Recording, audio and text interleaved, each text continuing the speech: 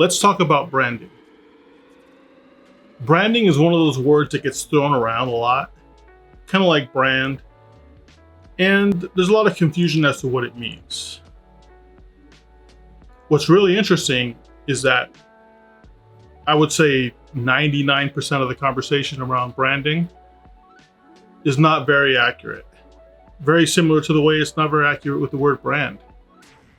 You see, branding is the experience that your business creates and the way that it creates it with its branded touch points. Now, the thing that creates, the perception in someone's mind that experience creates, that's the thing we call brand. But the thing that creates that perception, right, the branded experience, that's the thing that's called branding. So that includes things like your visual identity. It includes things like the interactions that your audience or your customers have with your employees, with your services, with your website. It includes how you're communicating your personality, the story you're telling, the tone that you're using. It even includes things like understanding your values and your core competencies and communicating them clearly.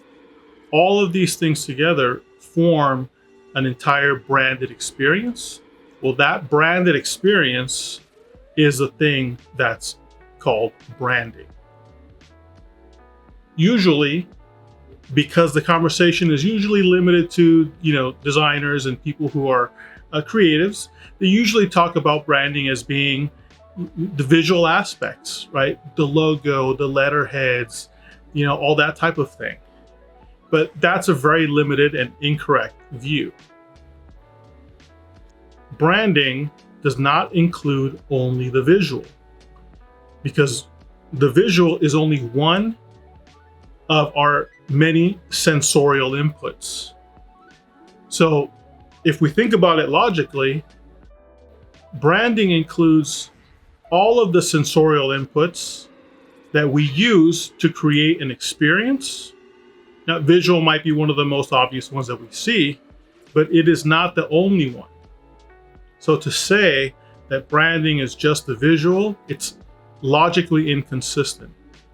It's the experience that we create to communicate aspects of our brand as an experience using the brand identity, which is not just visual. It includes the identity that the senses create. So it's important to understand that difference.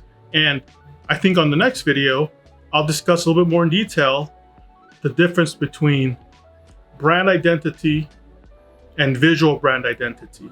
We just touched on it for just a second, but there's a lot of confusion on that as well. We'll touch that on the next video. Thanks for joining me. Give me a like, give me a share if you like this, and we'll see you on the next video.